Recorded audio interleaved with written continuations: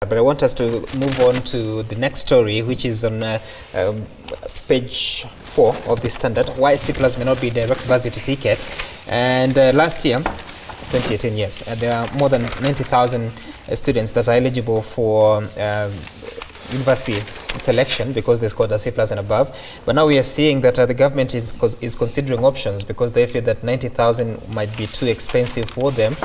And I'm just wondering, because if you look at some of the details that I've given there, Bachelor of Education Arts, there were 30,000 applicants. The capacity at the universities is 9,900, meaning that 307% had applied for those courses, but it's against the capacity. Bachelor of Commerce, 24,000 applicants. The only capacity is 6,900.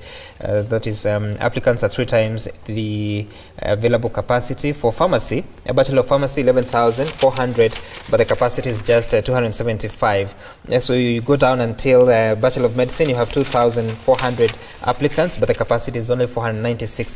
I'm just wondering, we have been telling the young children or the students to work so hard to qualify and get the best that they can. Then when they do, we start considering raising the bar so that we have fewer students to join universities. First of all, on the face of it, what is the wisdom around this, even as you look at the cost of supporting them in school?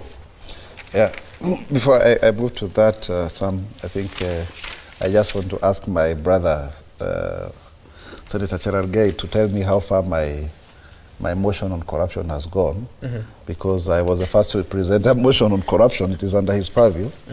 It's been a year now. We need to converse to see what's it, because... What is the content of the motion? It's just to urge the government to fight corruption, because now he's saying that you can't do it in the conferences.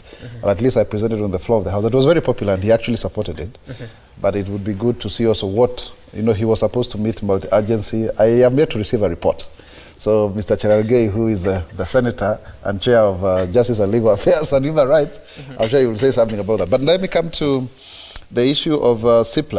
It's true, C+ is really the minimum university requirement. For all intents and purposes, when you get C+, you're as good as any other person who joins for whatever course that you qualify for. But the government is grappling fast with the number of slots in our public and private universities, and I must commend them, because the other day I was at DEST and they are also receiving joint government-sponsored students. And also because of the cost. Because you see, when you're government-sponsored, it means that then you don't pay as much fees, apart from about some 30 or so thousands or 40 a year. And so it's a heavy burden with regards to the subsidy, the government subsidy. And also, of course, it calls upon for more resources at the Higher Education Loans Board, so that then you can supplement whatever monies that you're supposed to repay upon being given the loan. But then also, I like the table, because it shows if everybody were to be given whatever they require to study, then this is what it means. But you find that some, you agree with me, most of the time you don't get the course of your choice, because then you have to raise the bar a little bit higher, so the best of the best then are able to get this. However, there's a challenge, which you need to address, because then that means you need to create more universities. And which for me I don't agree with, because our economy requires more technical skills than the theoreticians. And number 2, there's also the question of quality, because then it's like mass production. It's like you're doing a factory. So some of these issues need to be addressed. Yet the need for qualification in the tertiary institutions, actually people don't have the numbers. You remember there was a complaint with regards to low entry level, low applications for tertiary institutions. But that actually is where money is. Sam. Money is not even in these theoretical courses that we do. It's a technical. And all of us, after even getting PhDs, we go starting a kiosk. Because we have to make money. That's where money is. Otherwise, those papers, if you go and store them in your wardrobe or locker or whatever, they don't provide food by the end of the day. It is what really you have to work on. So it's something we need to debate on. Although I would want to confess that people will feel cheated, that they have worked very hard to get the proverbial C+, and then all of a sudden they are told it's not good enough. Okay, so when you look at it, do you have a way of telling what skills are needed in the market, so that even as you take children or students through these programs, you already know that you have an end in sight, like your skill is needed, so let's give you that skill so that you could go and develop the economy. I think that has been a weak link between industry and the producers of the skills. The weak link has been that industry has new needs all the time, but our universities sometimes are so in the old fashion that they're just continuing their courses the way they were in 1980. The yellow pages, used to call them yellow pages by the lecturers. You know, the yellow pages have not changed. That lecturer has been lecturing for 10 years. His notes are just the same notes he used 10 years ago. You tell me that the same notes he used 10 years ago can apply today. Things have changed, you know, when you're being taught, especially in the line of technology and so on, but even other courses such as law and so on, things change every day. And if we do not get that link right, we will continue to churn out graduates who cannot get jobs because their skills do not match with what is required in the industry. So I think it is very important, and that is why the whole issue of internships, I think either a department or a state department was created around internships and those linkages, so that we can link our education institutions to the industry, so that what is produced is the same, is what is required. But since a while back, there has always been adjustment in entry requirement to the university. Every year, every 2 years, you discover they reduce, they add, they reduce for girls, for example. There's a year they said we are giving affirmative action to girls. So I think that has always been the case, so that we adjust to what the capacity of our universities are vis-a-vis. So if the year you sat exams, so many people passed, always the bar was raised. There was a time it was B+, then B plain, B minus. So I think that adjustment is not necessarily a bad thing, depending on how students perform each year, because the approach of taking students to private universities, you see, I've read in the story, is causing a bit of a problem, because other students who are already admitted to the public universities now want to transfer to private universities on government funding. So how do you justify students transferring from public to private universities on government funding? I'm sure the cost per student in private universities is much higher than the cost per student in public universities. So we should just organize ourselves within our public institutions, see what capacities we have. If I remember, there was a time they were even saying, can we lower the grade further, because we cannot get enough students to even fill the capacities that we have. So that adjustment, I think, is necessary. But I do not support the idea of moving our students and paying for them in private universities, using public funds, and then while the rate is so much higher than it is in public universities. Okay, you are correct in as far as how the cutoff points have been changing over the years. I'm looking at a story here that in 2013, only 53,000, the capacity at the universities was 53,000, but the cutoff points was 63. 63 points should be B plain. A B-plane, right?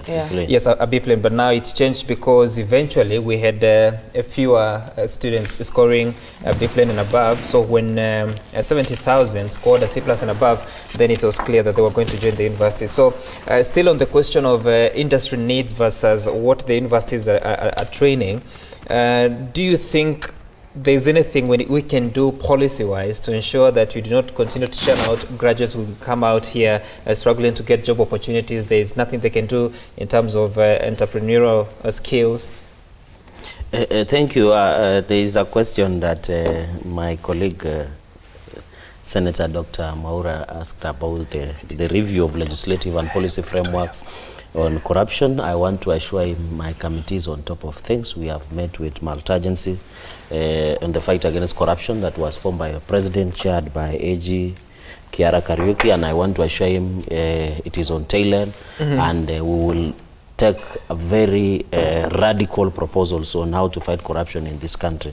And one of them definitely will not fighting through conferences.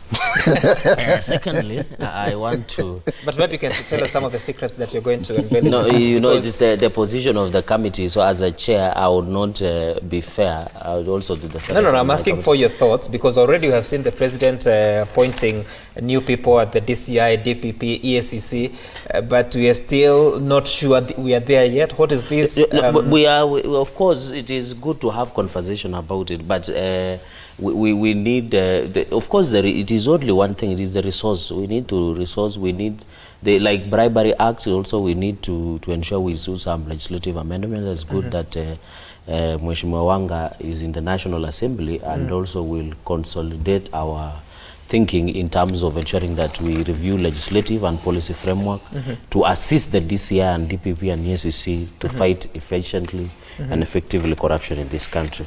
But I want to assure Kenyans when that time comes, they will know the radical proposals that we'll give out to ensure the fight against corruption becomes successful. When is that time coming? Probably when we begin. We are beginning our next session or next week. So probably before, in the next few weeks before March, of course, we will have tabled our report in the Senate. Okay. And of course, he was the owner of the motion in courts, and I want to assure him we have done justice to his motion. Secondly, I think you have said, and I think I want to agree with my colleagues, especially on the issue of TVET, and I think I want to thank the government because they have been they have even given money, 30,000, to encourage people to go, as Senator Maura said, and Mheshimiwa Wanga said that even the government is now giving loan to people to go to technical schools, to technical colleges. And therefore, I think that is where the money is, because electricians, these people who go for TVET are more engaged in terms of production and economic viability. And I think I want to agree, I don't know, there was a rollout by government, and we today, unfortunately, we was supposed to have a youth policy meeting in Intercon with the public service, but unfortunately that meeting has been postponed because we sit with Maura in the labor.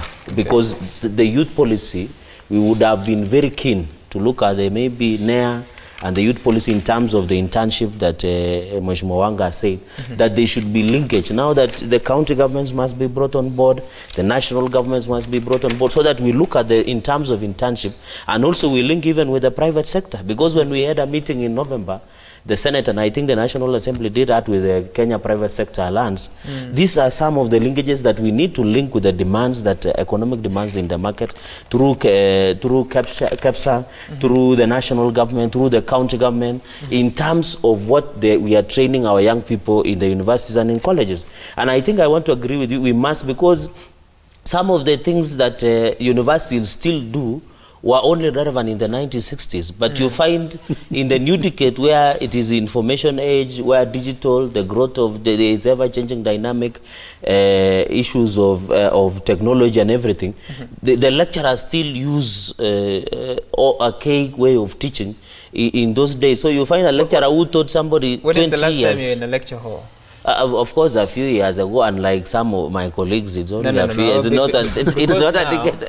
Because it's not a decade. You're making an allegation. It would be fair that what we are saying, and I agree with my colleagues, is that we need also to change in terms of how we are training our young people, especially in the universities and in TVET, in demands with advance of the technology. That is what I'm just saying. We are not saying our lecturers are not doing a good job, but we need them maybe to go to refresher courses vis-a-vis what they are training, because if you are training on issues of soil science, on how to plant maize and beans, is it relevant as we talk today as it was relevant a few years ago? And I think those are some of the key issues that we need to look at.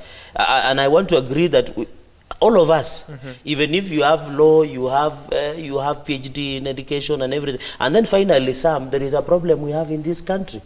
You no longer, somebody gets a degree in computer science, he goes for masters in education, he does a PhD in soil science.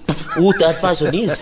That's the problem we are facing as a country. So when you meet me, that is what is happening. Funny. I can tell you, even in banking industry, I have some of my colleagues who did Bachelor of Education. They are in banking. They do masters in executive MBA. They come and do PhD in divinity or theology. So who that person is, and I think those are some of the conversation. Who is that person? Is he an authority? Because even as we even build authority, when you say I'm a doctor in terms of PhD in theology and divinity, do you have an authority from maybe where you started up to your level? And I think that is the honest conversations we must have as Kenyans in terms of the quality of education, in terms of doing a lot of things in this country. And I want to commend Senator Mwaura. I can see he's the only one using mark of citizen, which is very impressive. All of us are not using, but I think next time we should really said it. I want to give you the benefit of doubt, but it's pretty expensive because I don't think what you're saying is true. Someone goes for Bachelor of Education, does an executive MBA, PhD in divinity. I'm not sure that's possible because it is possible. The last time I checked, if you go for an executive MBA, you cannot proceed to PhD because executive does not have the prerequisite mode of study that would take you to PhD. But all the same, I think that's an example. Yes, that's an example. Yeah. But it happens a lot because if you did a BSc in it, or a B.Ed, for example, but then you enter the field of health. Yes. You now do a master's in line with what you're working. Yes. Where you're working at that very moment for your own mobility. Yeah, mobility. And then you might proceed to do your PhD in something else. Yes. So I think it's not far-fetched what Senator Cherargei is saying. Okay. And even on the issue of the yellow pages, you asked just how long we were in the lecture. Some of us not too long ago, you know, and people come with yellow pages and they really have turned yellow. And that is a challenge to our lecturers. Yes. Everybody must be creative in their work, you know, and you cannot come with the yellow that have turned yellow. You know, it is a book that you have, you know, you have been turning it and turning it and turning it. They should look you just come and write on the blackboard like this, you dictate things. People are writing, they do not even know when to stop.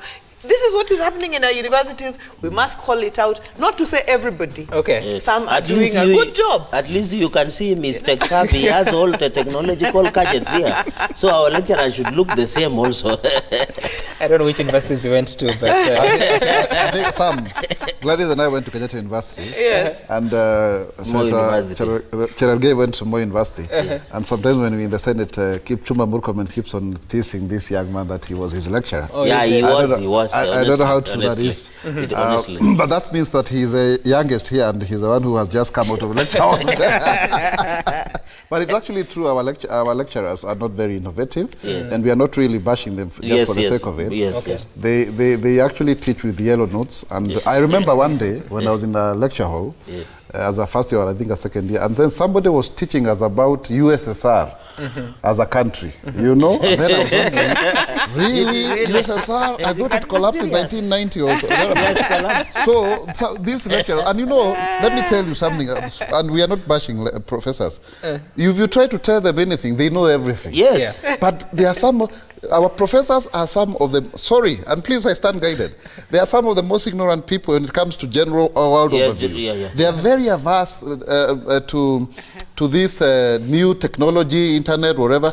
And some of the books that are in our libraries are very old. Yes, I mean, you find a book being quoted in 1933, really. Yes. And when you go to other jurisdictions, you find you are told that any knowledge 10 years or older is obsolete. Yes, correct. You see, so they are quoting 6-5 year. You know, that is those are the reference books. So we need to do something about universities so that we don't cheat people by having to work so hard to come and study obsolete courses, you know? And then you dangle around some papers. Yesterday I met somebody who was telling me, you know, no, I don't. So people have degrees, but they can't get jobs. So what is the need? Just go and become a plumber. They don't even have the knowledge. So let me ask you. And let me just say this before you ask us. Okay. If you ask our Shimua here, those of us who are on this panel and also others there, the kind of people we employ, even in our offices, they can't even write a proper letter.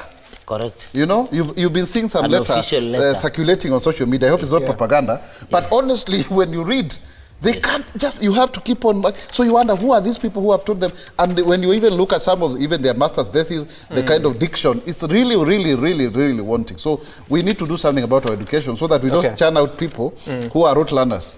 And in terms of language, I think we must really start this from the very word go.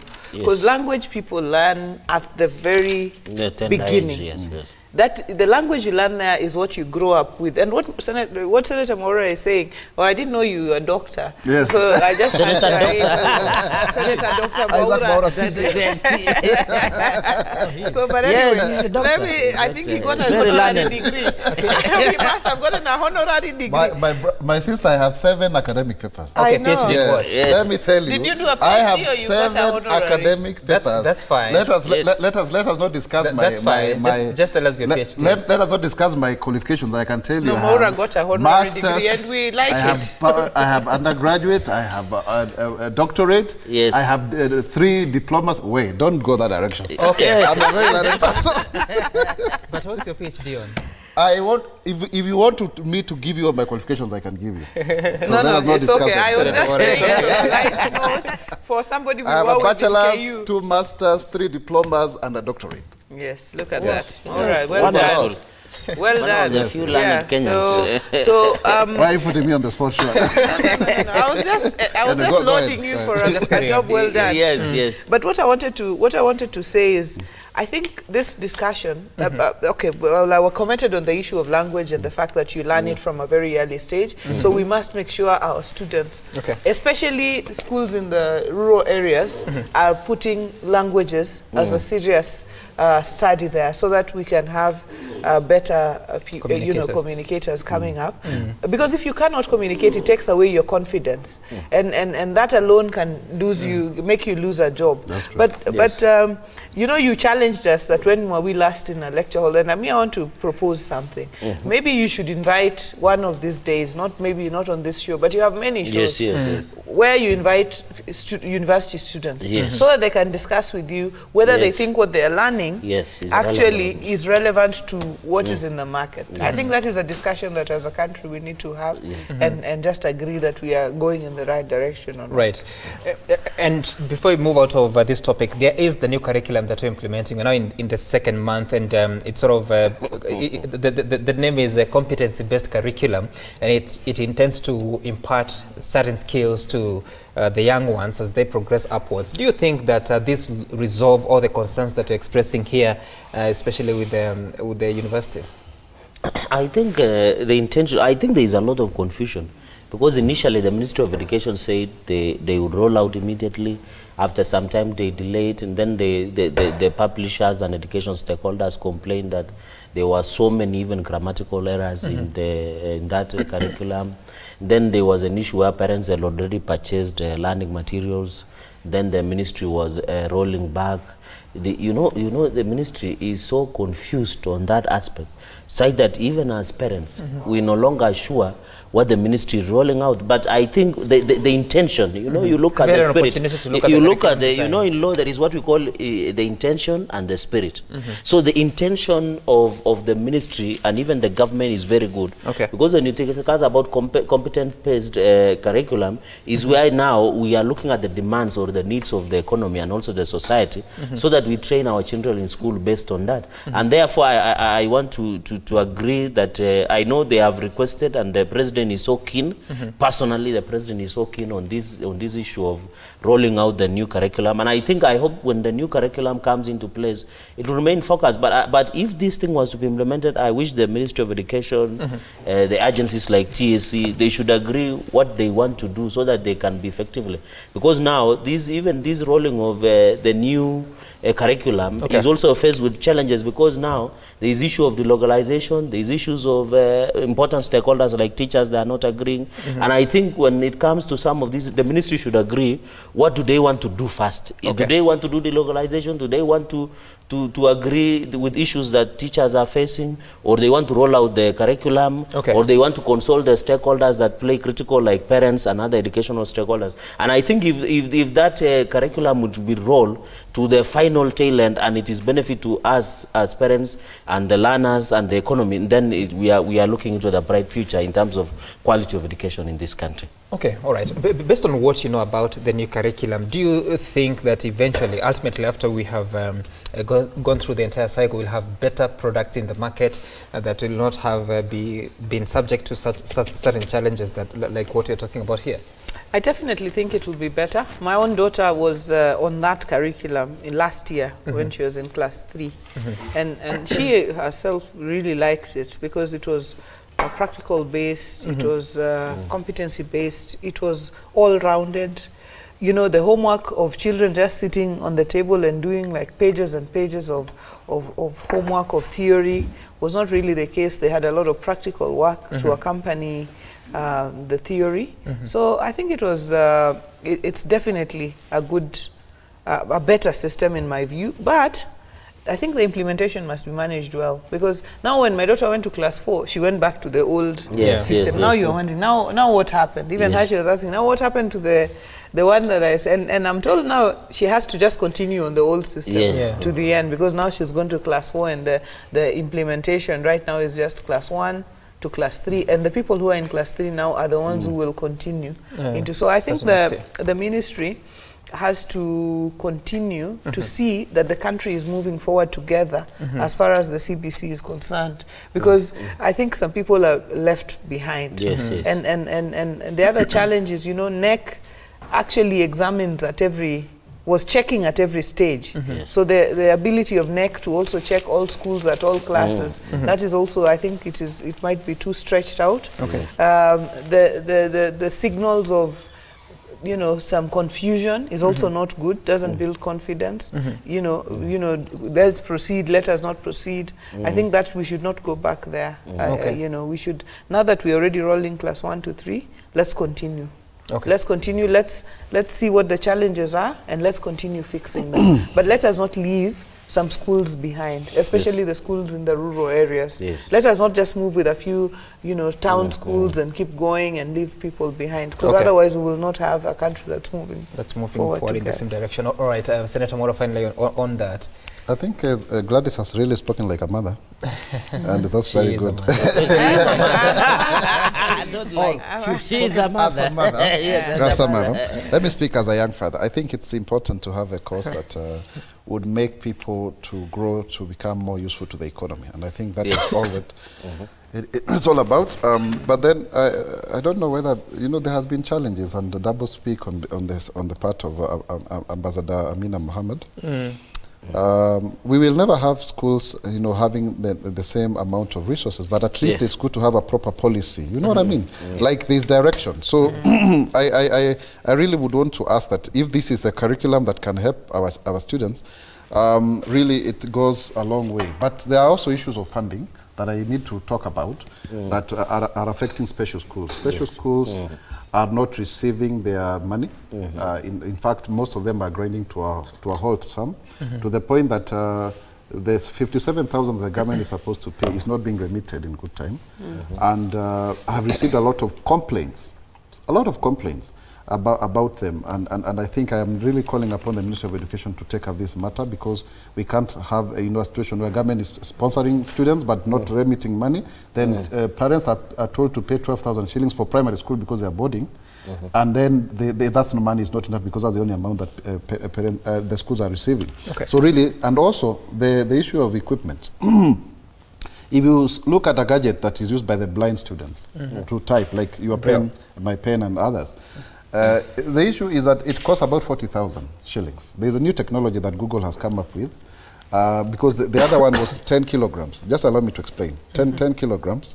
And then it's very heavy and very noisy. So they've done away with that technology called Parkins, although most schools are still using it. The new one is 40, and you can even plug in some flash disk and transfer into print. Like if it's braille, it can be turned into print. So it's very good, but then people are not able to afford. Now, when it comes to laptops and such kind of programs, these are the new technologies that we would want our schools to embrace within the competence-based curriculum. So it's really, we need to have a conversation around, even in terms of the World Bank project for infrastructure and support to such students. But when we have, you know, schools not even being funded properly under the free primary and secondary education, then we actually jeopardizing the studies of learners with disabilities. All right. So Odongo Jane says that university lecturers in Kenya do not get a book allowance. Kenyan libraries do not update their book collections. When institutions of higher learning are starved of resources, then I do not think you expect them to build classrooms on their salaries. Universities and their lecturers do not even get money for research and publishing. Someone else is saying that we suggest that a B plane to be the direct ticket for university entrance. Honorable, you are very wrong. When we go to hospital, we look for those old doctors and we are comfortable. Those who start for A-level and even before, they have experience. So Honorable Matiang'i and Honorable Amina are doing to stop cheating is more than welcome. Wow.